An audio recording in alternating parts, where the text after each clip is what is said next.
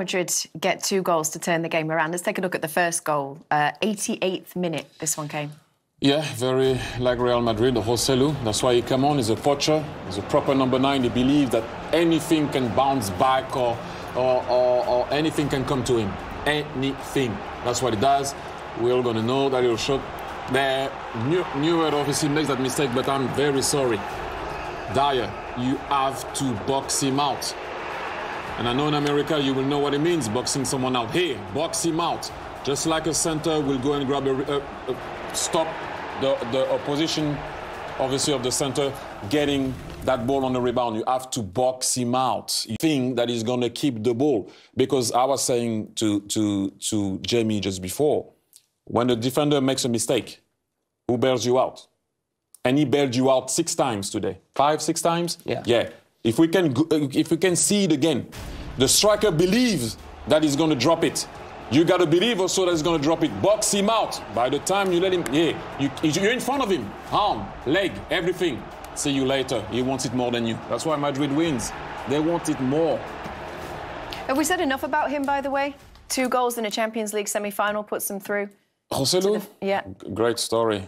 He was there, early doors. They didn't believe in him. And like I said, typical 9. He's offside. He's like, you know what? Let me stay here. It's okay. That's not my problem.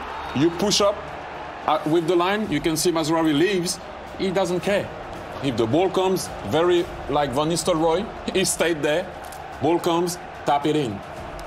And he had to go a bit everywhere to come back. I think he came back at 34, 35. If I remember well, and then he had to wait all that time to be able to score in games like that for Madrid when he was there early doors. Well done. Incredible. And Rudiger, by the way, what is he doing there? I don't know. But it was a great cross. But they find a way. Rudiger on the cross. I mean, if I said to you that Real Madrid would have won on an assist of Rudiger and Joselu tapping in, you would have said, no chance. But that's what they do. Take a look at this picture, because you're talking about being an incredible story. So 2 years ago, Joselu attended the Champions League final with his father as a fan, wearing the shirt. Tonight, he puts them through to the Champions League final. It comes full circle. It's just magic, isn't it? It's magical. It really is. What a story that is. Is that the Champs-Élysées behind that, Thierry? Does that look familiar to you? Yeah, he looks like it. Look at Mike. You know your stuff, huh? No, it was Matt. Honesty is key. Honesty is key. Honesty is key. Drama wasn't over there, though. What more do we want to show you? Where are we picking back up? Let's take a look. Oh, OK, Matthijs de Ligt. So Bayern had the ball in the back of the net. Matthijs de Ligt scores. It wouldn't stand. Let's take a look. Let's listen into this one first, and then we'll explain it.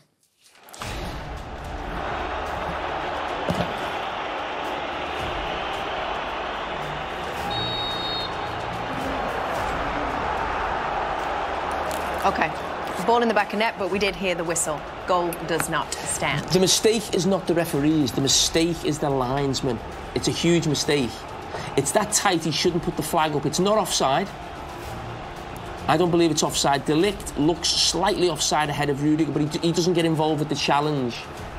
It's the player behind him, I'm not actually quite sure who it is. And it's the Real Madrid player who heads it.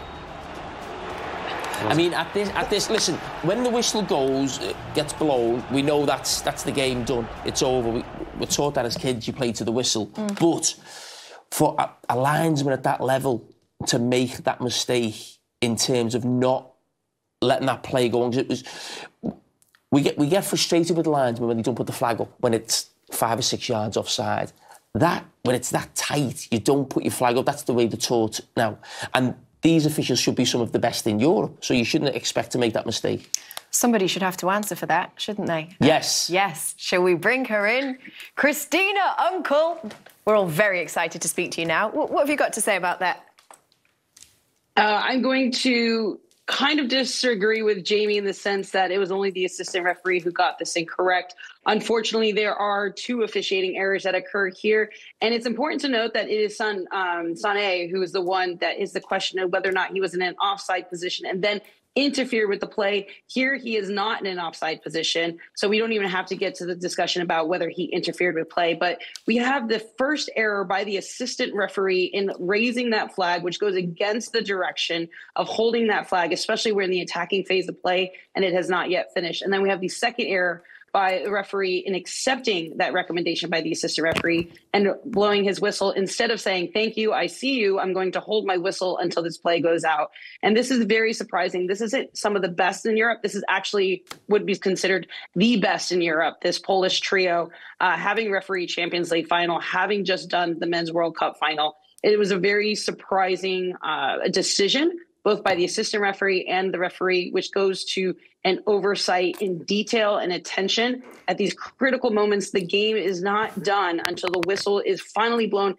at the end of this match. And unfortunately, this is one of 3 different incidents on this game where there was a overlook of detail from not just this, but prior to the VAR given goal. That was an offside decision on the field. That should not have occurred. And then the second ball on the field. So it was not a good day for the third team today. It's a very high-stakes game. Should there be some kind of sanctions for something like that, Christina? So by the sanctions on that is obviously reappointments to higher level games. As I mentioned, this is probably considered one of the best trios in the world, not just in Europe. So it's something that's very surprising to us all on it. And why sanctions, meaning it gets in future considerations for appointments to major tournaments. That's how these types of sanctions occur to these officiating crews. Okay, Christina. Christina, well explained. You don't look happy, thanks, Christina. You don't look happy. You okay? No, I'm not. It's never a good day when the discussion truly is about a clear, critical error by the refereeing crew. As we know, we call these key match incidents game-changing decisions. Terry hit it on the head. Sometimes you still have 90 minutes plus to put the ball in the back of the net. But when you are that final talking point, because you truly have created a game-critical decision, it doesn't sit well, not just only for that officiating crew naturally, but it doesn't sit well for the whole referee community, especially when we have 3 different layers of technology that can prevent us from making these types of mistakes. Got you. Mm-hmm. Okay. All right, Christina. Thank you so much. Christina. Thank you. Thanks all. Well, I've heard that Matthijs de Ligt has actually spoken about the incident. Let's listen to what he had to say.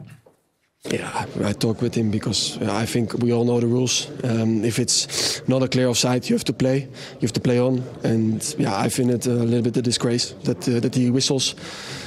Because, yeah, what I say, this is the rule. And like the goal of Rudiger, the goal of Joselu, the second one, it's also almost offside. And he keep playing and he score and they see the video and it's a goal. But why not with us? I think that's impossible and incredible. But yeah, in the end, it's always easy to speak about the referee. And in the end, Madrid won, so they deserve it in the end. Thank you, Matthijs. Thank you. I mean, Christina's not wrong. It is a central talking point now that this Champions League semi-final is wrapped up. Obviously, Bayern will feel very, very hard done to by that decision, by the way that one played out. We are going to discuss that and more. Well, after an incredible game and win for Real Madrid, we promised you Jude Bellingham, and you know us here at CBS, we always deliver what we promise. So here you go, Alessandro Del Piero with Jude Bellingham. You look good. Hey, how are you? How are we, sir? Every time I see you, you've got a nice suit on. A bit crazy, but it's nice. Keenan, how are you, mate? You okay? Where can we start? From where? From where you're going to go to London, your hometown, to play your first Champions League final, or for what happened tonight? I can't believe it. I don't really know what to say. I don't know why they've sent me out to do interviews because I've got no words. I'm just, so grateful to be a part of this team, to be a part of such a group of fighters, and to be in a Champions League final. I can't even believe I'm saying it, to be honest. So it's not quite settled in yet, and obviously I know some of the other lads have a bit more experience of them. They're probably a little bit calmer than me, but the first time, my first year, I'm a little bit shocked. Yeah, but you did an impressive season. Thank you. I mean, incredible for any point of view, personality, consistency, and performances. Thank you. And then all of a sudden, some games were solved by someone from the bench, or someone that you didn't expect. You know. So this is the full strength of your team. Yeah. Probably the full potential. Even when everything seems perfect but doesn't work perfectly, someone come and that's it. help you. That's it. There's football's like that in terms of, you don't win trophies or games with 11 players. It's a 25-team squad who come in every day and put the work in. And, the best thing about how professional the boys are every day is what you see tonight. It pays off when Joselu comes on. He looks like he's played the full game. He's ready to take his chances. He's alert, he's awake, and all the other lads when they came on were brilliant. And yeah, it's so important to have a squad like that, and it will stand us in good stead. And listen, I mean, I know that it's early, that you want to celebrate tonight, but if you think about, some weeks from now, London, your country, your town, and what is your first thing that came in your mind? Micah Richards in a Real Madrid shirt, I think. I can't see him, but I'm hoping he's in one right now. If not, I'm going to be very disappointed. You're going to be very disappointed. Am I? Yeah. Probably, yes. All right, I'll see how it is, Micah. Well, thank you very much. Thank you very much. Congratulations, good luck. Legend. Thank you very much. Good evening. Hell no, he's not going to be disappointed. Micah, your word is your word. So a Real Madrid shirt at Wembley. Is this for the show? He's got to wear it for the show. No, it's a segment within the show, Pre-game. I just leave it on. I'll go Dortmund, he can go Madrid. Okay, I'll do that. Yeah?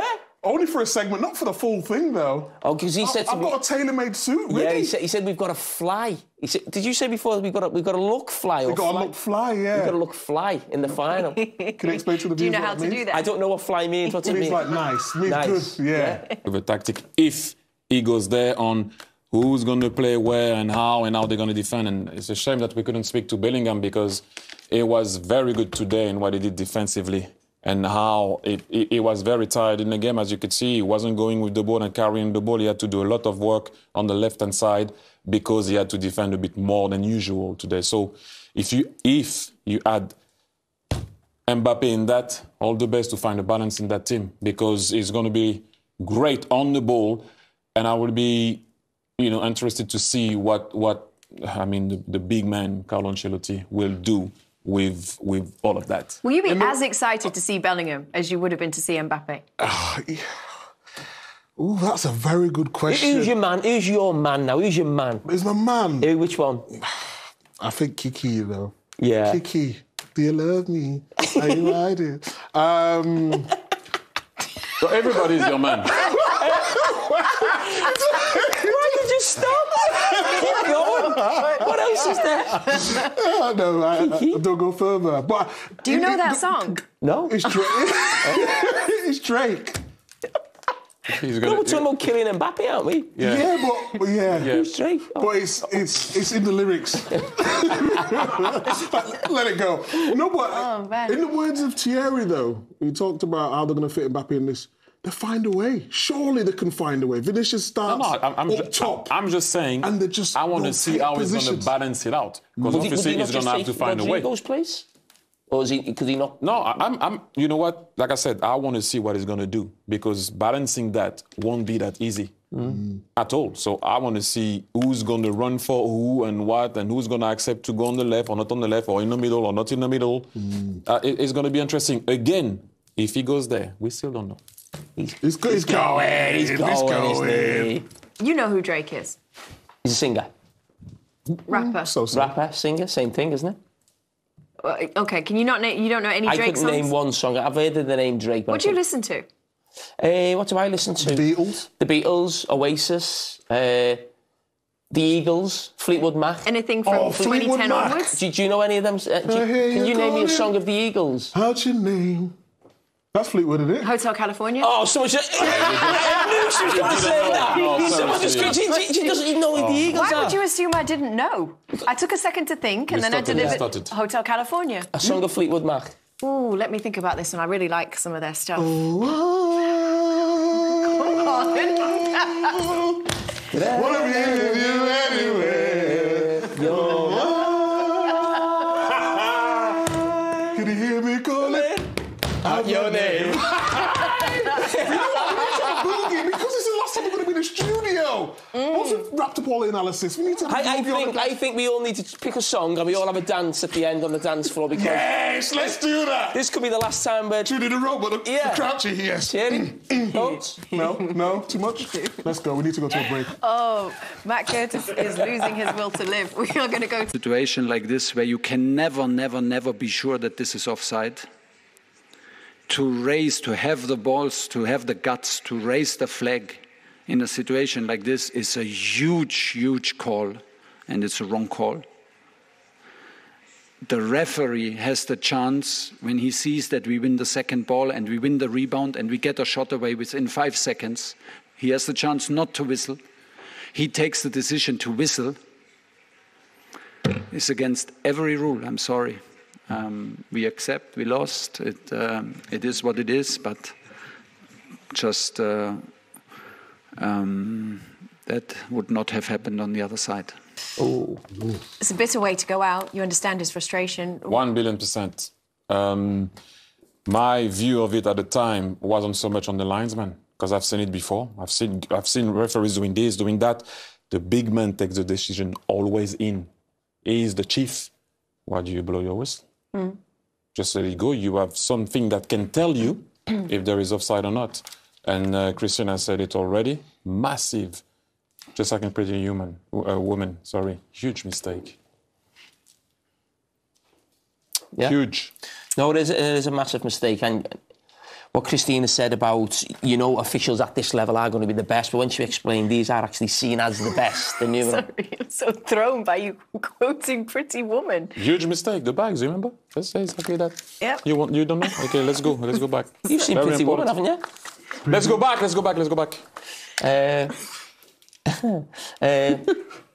You've threw me a bit there.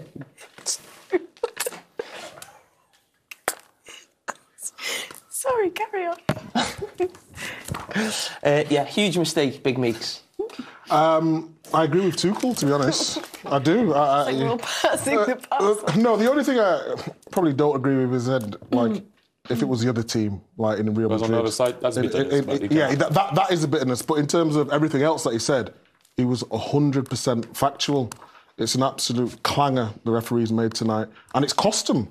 We don't want to make it about officials, because normally in the Champions League, they're very good, and they have been very good. But they made a ridiculous decision today. It's a horrendous one, and it's cost Bayern Munich. It's as simple as that. I mean, it's probably cost these officials the final as well. There's no way they'll be refereeing the final on the back of this decision. It's not offside. And who knows what have happened. I mean, I was actually thinking, was there something in the referee trying to help the linesman in some way by blowing the whistle? Because it's 2 mistakes after each other in such a quick succession at this level. That's not acceptable. Trophyless season now for Bayern Munich is official. No Bundesliga title. Official. Oh, I wasn't doing that. You're full of good jokes today. Today I don't know what's happening. It was quite simply incredible, but not unexpected either, to see Real Madrid just force their way in. It looked like Bayern had it in their hands on 88 minutes. And there we saw how momentum completely shifted. I'll tell you what was unexpected. Harry Kane going off the pitch. I mean, that's one of the biggest subs I've ever seen in a game of football, of that magnitude. To take off a guy that scored 44 goals, who is the most durable player pretty much anywhere, and you bring on another striker in Choupo-Moting. Maybe he wanted to hide for corners, I don't know. You cannot take him off. There's 5 minutes left in the game, there's 10 minutes in extra time, potentially.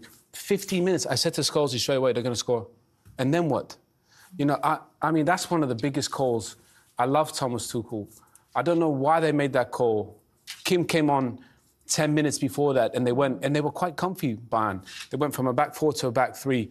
All those things, but Bayern had it in their hands, and they let it go. The mistake from Neuer obviously was a big part, but the subs, everybody's going to be talking about the subs. You cannot take Harry Kane off. Yeah, exactly. Let's talk through that timeline just for the viewers at home. 76 minutes, Kim comes on for Leroy Sané, and as you say, they change shape. They go to a back 3. 4 minutes later, Joselu comes on. No one fancies him to be the match winner, but he's on nonetheless. 4 minutes later, Musiala and Kane, your most creative players, on the 85th minute, they're both taken off. On the 88th minute, this is what happens.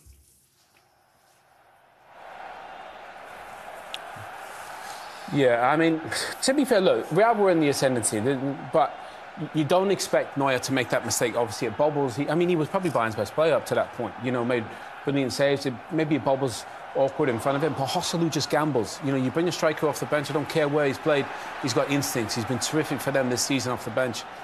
But as a team, you gotta think this could happen. They could score, they could get back into the game, and then it's 1-1, and then you got to get to extra time. So taking Harry Kane out, I just don't see it. You know, but obviously, and from that moment on, good luck trying to get the momentum back. Scholes has been on the other side when they've won a Champions League with a couple of late subs. I don't think you can get it back, can you, Scholes? No, so you always think once you get one, you're going to get two, and Real Madrid are like that. The history tells you that. I also think the thing with Harry Kane, he didn't look tired. No. He was still an outlet, and Bayern were getting chances on the counter-attack, and he's brilliant at that. As we saw with Alphonso Davies' goal, his pass out to him was brilliant. The biggest one for me was Kim. After last week, he's had a lot of stick this last week. And I think the last place he wanted to be tonight was on that football pitch. He'd have almost been sitting back in his chair. Thomas, please don't see me. Don't make eye contact. Yeah, don't make eye contact him. Don't bring me on here. Because they were I thought they would come to win the game. There was little bits from Vinicius, I suppose. But other than that, they didn't really look a threat. And as soon as he came on, he looked, the first 30 seconds, he was all over the place. And then, obviously, we know what happened with the rest of it. And the second goal was, I know he played for Stoke, it was almost like a Stoke City goal. You keep the ball in the box. Two centre-backs playing each other in, weren't they? Two centre-backs keep him playing each other in, keep the ball in the box, keep the ball in the danger area, and I think it was it Nacho who passed it out to Rudiger? And what a great first-time pass from Rudiger. Well, he's there to finish it. In a way, there's not that goal kind of sums up this Real Madrid team. You know, it's not. You wouldn't say it's planned. There's not any superstar scoring the goal.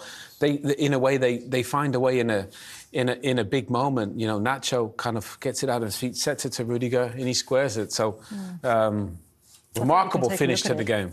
Yeah, let's take a look at the winner then, because as you say, it kind of came from nowhere, really. We thought there was an offside here as well. And Scholes makes a really great point. You just keep the ball alive. You know, you keep the ball alive, and you know, and to be fair, Vinny Jr. just stands it up. Good feet from Nacho, isn't it? I was just going to say, even the ball in. It's not a ball where you expect someone to score. No. It's a Stoke City ball. How many mentions of Stoke gets there? No, but it is. It's just one. It's get it in there, make it difficult for him to clear. And Nacho does brilliantly. He keeps it in. Out to Rudiger. Great first-time ball from Rudiger. And look, he's clearly onside, as we see with them pictures. How much... Yeah, this is the moment that it looked onside. The goalkeeper... the referee had a good game, don't you think? Yeah, it did. He was really strong. I mean, but these guys, they never give up. And that's why you got to think right to the end. I mean, look at this reaction. I feel so sorry for Harry Kane. What a superstar he's been this season. 44 goals. And he doesn't have the opportunity to potentially go into... They're 5 minutes away from a Champions League final, from potentially winning the biggest trophy ever outside of winning something with England, and he gets taken off. I mean, poor guy. I feel so sorry for him. He's been amazing this season, and I don't know why, but that just didn't go to plan the last 10 minutes. He's done everything right. I mean, you've got to think that Thomas Tuchel is going to be haunted by that decision forever. Yeah, a little bit, but if you look over the two legs... 3 of Madrid's goals were mistakes. You think 2 from the centre-half, Kim, you think Neuer tonight. So, the manager can't always legislate for that. Yes, we don't think the subs were right, but this is Real Madrid. We keep saying, historically, this is what they do. They are never out of games.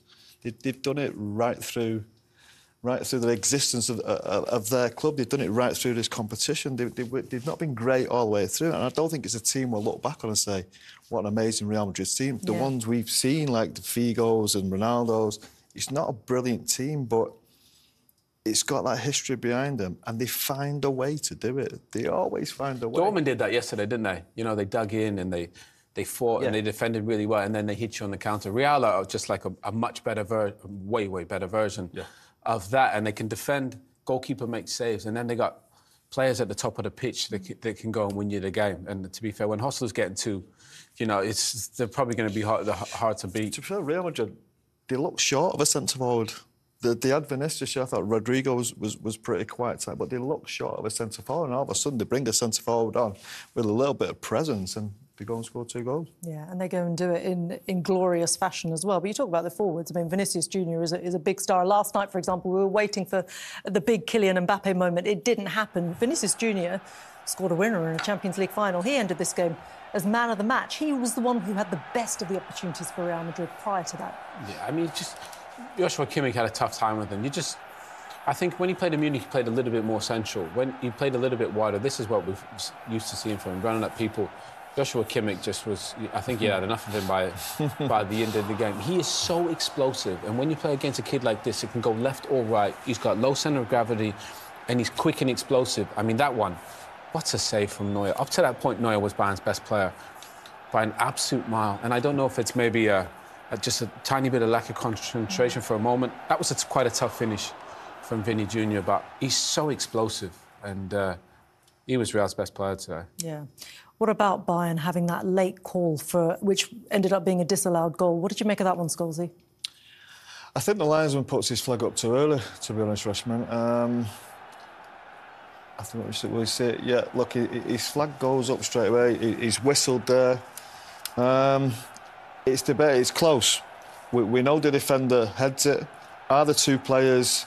Look, even the one in behind De Ligt, he does it. That's close. I'm not sure he's offside. So for the linesman to put... The linesman is too hasty.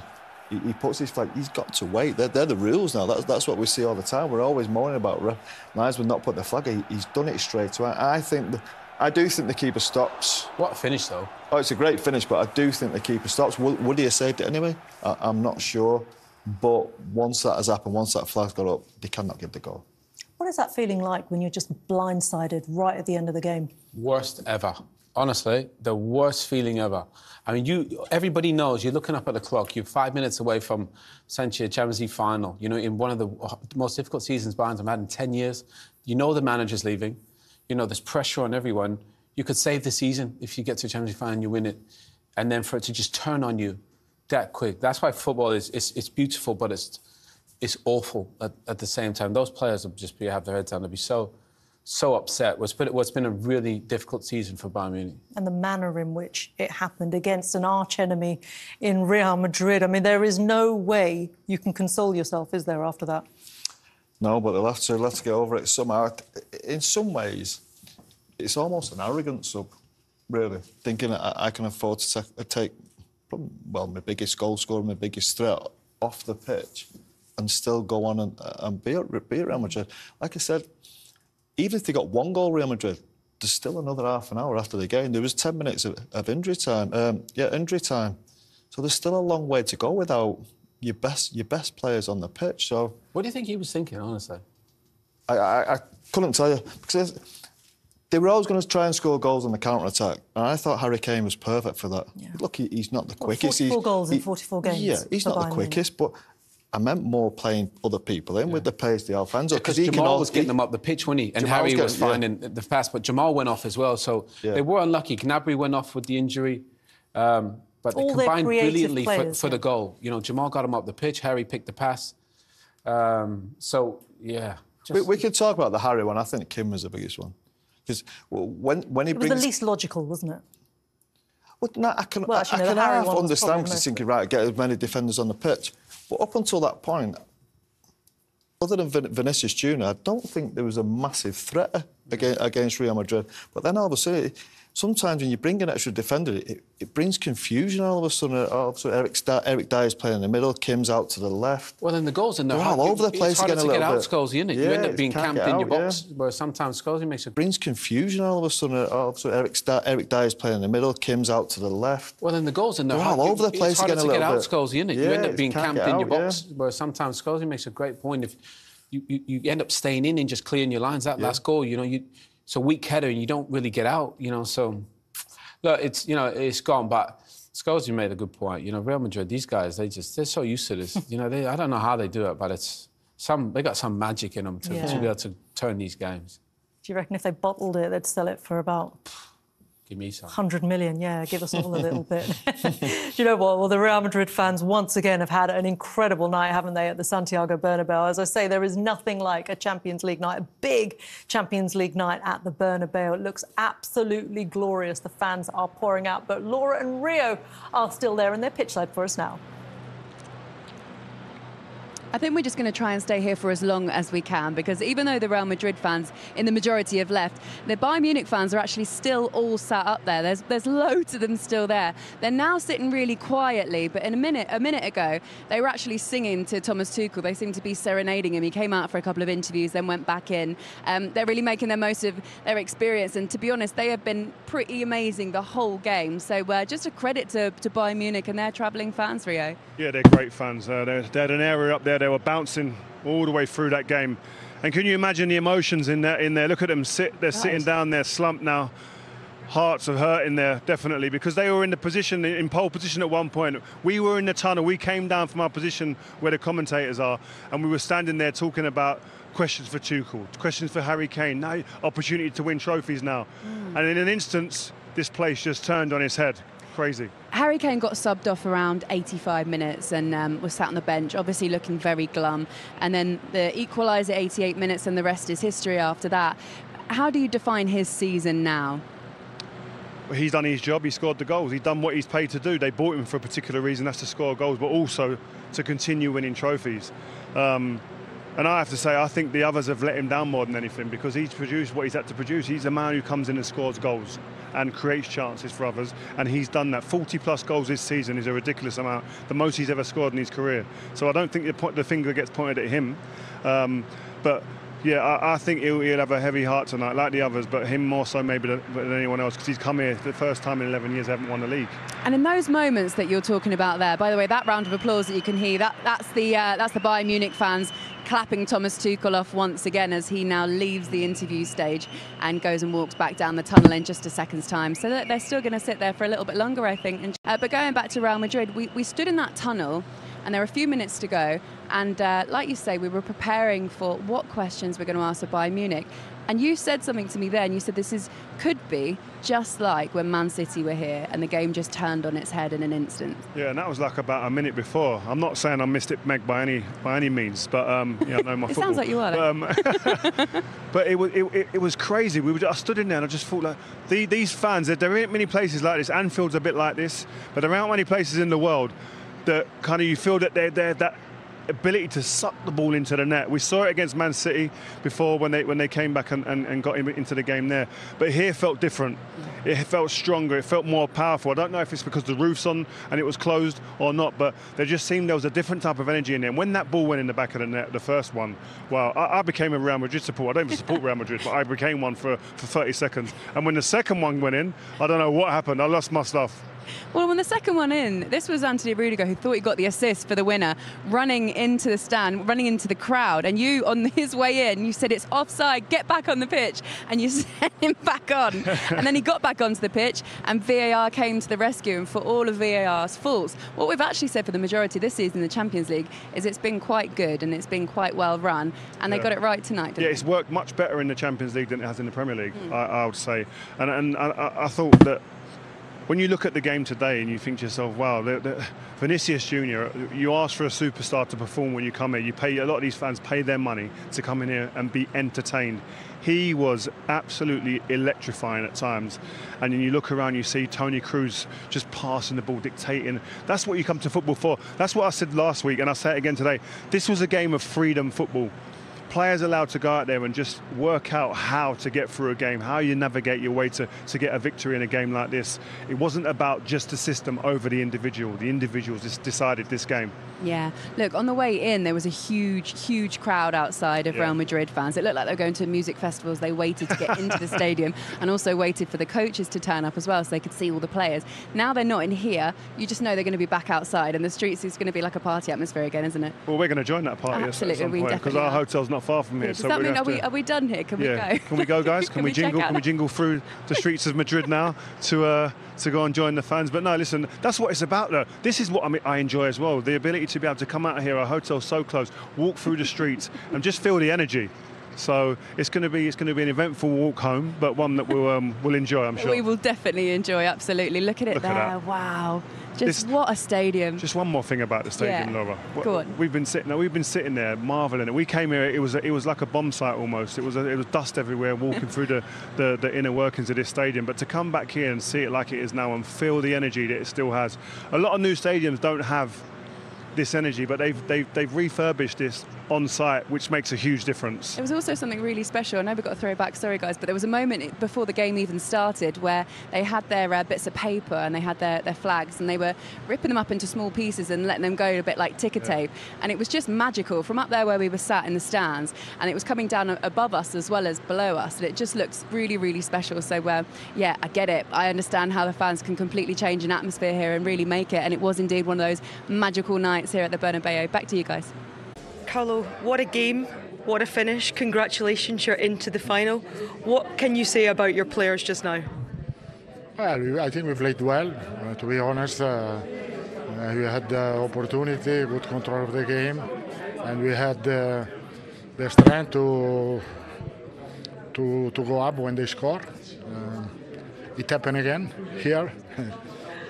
It's quite usual that the Bernabeu, with the support of our supporters, we can do something that is unexpected. How were you feeling? What were you thinking with 20 minutes to go when the first equaliser was ruled out and then you made the changes? To believe, because I put fresh leg on the pitch. Joselu did a fantastic job because he's a fantastic striker. We could use more the wing to put crosses, and we did really well. We had a lot of energy at the end of the game.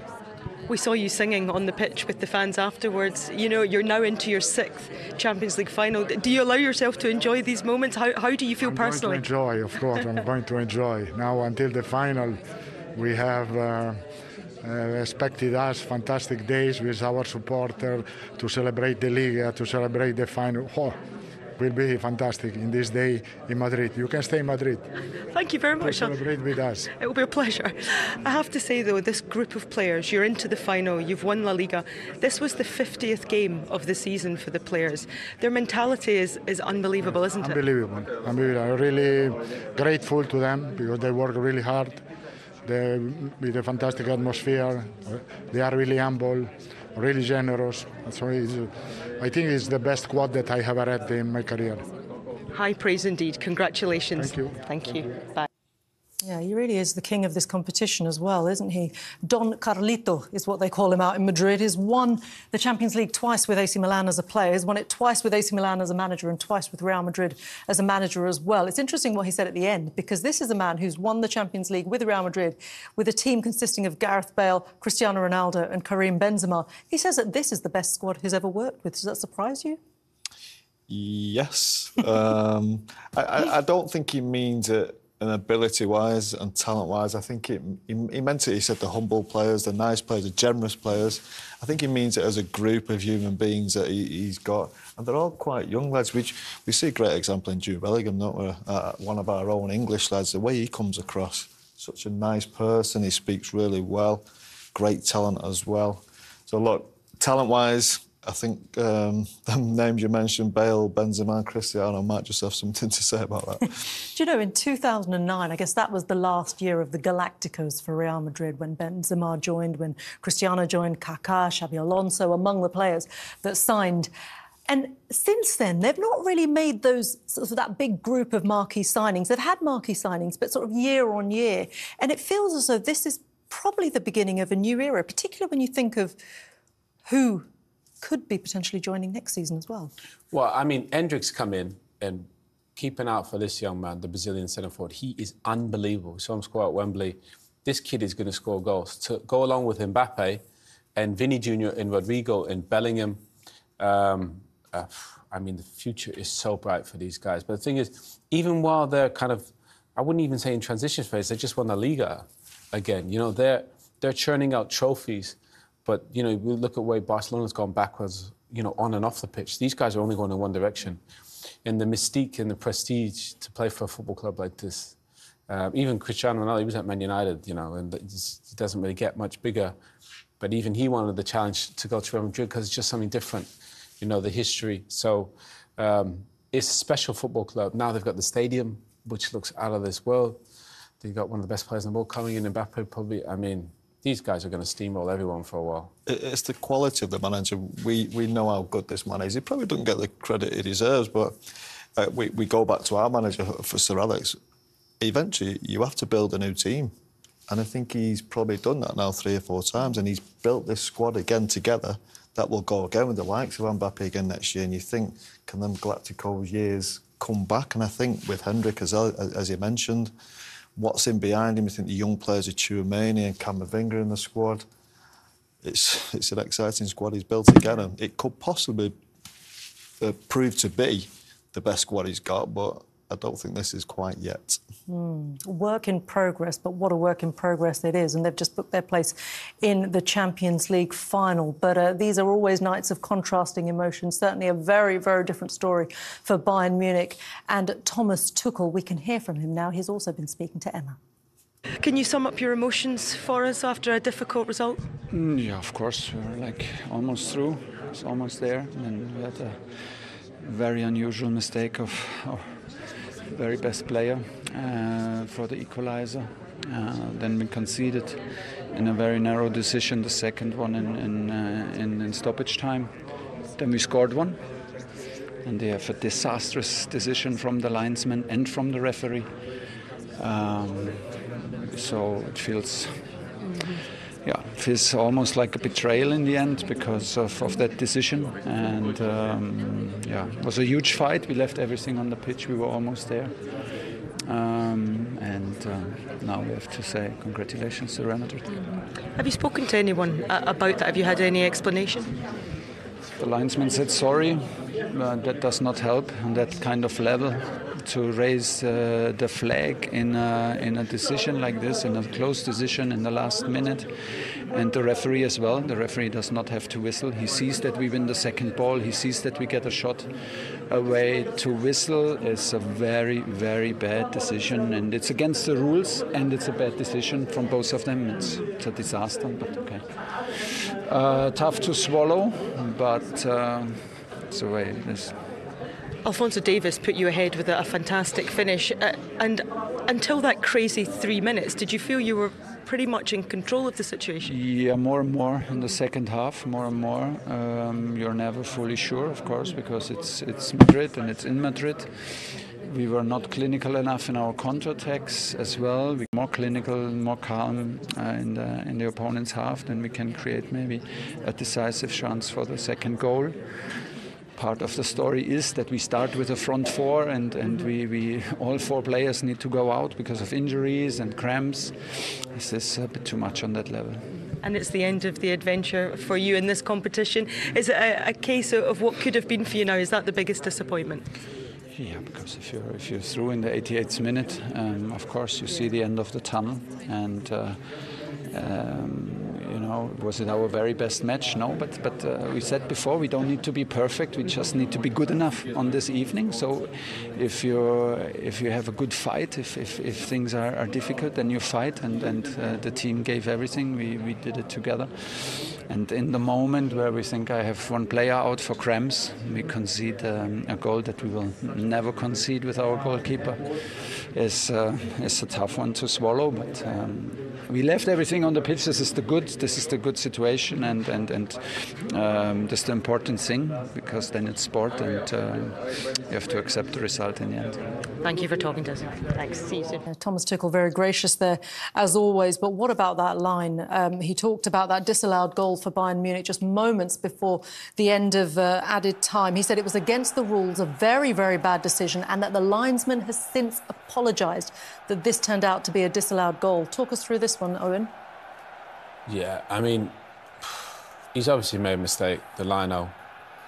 I don't know if he should say sorry or not, but just let the play go on. You know, then you've got VAR there for to help figure it all out. It's so tight. I mean, even on their score, it's hard to see, isn't it? You know, he was so definitive putting his flag up, but see what Thomas Tuchel thinks in there. He's right, the linesman's made a big mistake. He's gone far too early. Now, look, I quite like it when they go early if it's definite. You know, sticking waiting about, wait till put the flag up, then they might score a goal. But that is far too early. Both of them are nearly level. It's very difficult to tell if they'll be offside. Whether he would have scored or what, I don't know, because I do think the keeper stops. Now, look, there's a chance he might have scored. He looked like he did stop the keeper, but didn't he? it does look like he stopped, but still, even if he didn't stop, it was a good finish. So many complaints about VAR in the Premier League, and we can see it worked very well on the night here, but that was a human error at the end of the day. That is a really tough one to take. Yeah, to be fair, I thought the ref had great control of the game. You know, even when he was looking at VAR, you know, he pushed all the players away. The pressure, you know, players were on him, the crowd was on him. Just thought he had control of the game. He is a very strong referee. It's nice to see the refs actually try and have control of the game. Obviously, the line-out. There's also pressure on these guys. You know, he's looking down the line and he puts it up. But look, all in all, I think the Real were the one team they were pushing and they created all the chances. But I do think we have to mention kind of, you know, Jude Bellingham playing against his old team in London. That's what a storyline that is. That kid just writing. Poetry in motion, honestly, isn't it? Quite amazing, really. Poetry He's had in such an motion. amazing journey. He could cap it off with potentially winning the Champions League, maybe even the Euros with England. Amazing. It's an amazing season, isn't it, for Jude? But, you know, almost incredible for Alphonso Davies, because we're just going to quickly look at the goal that we thought was going to take Bayern Munich to Wembley. This is a brilliant goal. The first bit of play there was shown from Musiala, just taking the ball, coming out of his area with great confidence, and Harry Kane which is what he's brilliant at, which is probably why he should have stayed on the pitch. I think Rudiger is a little bit scared of him going down the outside, which you can understand because Alphonso Davies is really, really quick, and I've never seen him kick a ball like this with his right foot in his life. I'm not sure about Owen, but what a finish that is. The keeper's got absolutely no chance, and he thinks he's put his team through to the final, but we all know what happened after that. We all know what happened after that. Deary me, these were short-lived, weren't they? Tell you what, we've had our fill of European football tonight. We've got some American